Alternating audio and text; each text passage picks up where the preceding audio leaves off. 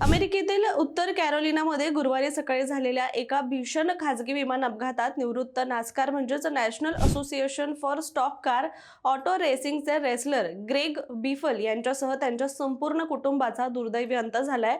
स्टेट्सविले विमानतळावरून सकाळी सुमारे 10 वाजता फ्लोरिडाकडे झेपावलेला सेस्ना C550 हे खासगी जेटमध्ये टेक ऑफ नंतर पायलटला काही क्षणातच तांत्रिक बिघाड झाल्याचं समजलं आणि त्याने तात्काळ विमानतळावर परतण्याचा प्रयत्न केला. मात्र नियंत्रण सुटल्याने विमान विमानतळाजवळ जमिनीवरच जोरदार आदळलं आणि भीषण आग लागली. या अपघातात विमानातील सर्व 7 जणांचा जागीच मृत्यू झालाय. मृतांमध्ये ग्रेग बिफल हे त्यांची पत्नी क्रिस्टिना, 5 वर्षांचा मुलगा रायडर, 14 वर्षांची मुलगी एम्मा, डेनिस डटन, त्यांचा मुलगा जॅकब आणि बिफल यांचा जवळचा मित्र ग्रेग वॅट्सवर्थ यांचा समावेश आहे. हे खासगी जेट ग्रेग बिफल यांच्या कंपनीच्या नावावर नोंदणीकृत होतं. मात्र अपघाताचे नेमकं कारण अद्याप स्पष्ट झालेलं नाहीये आणि तपास सुरू आहे.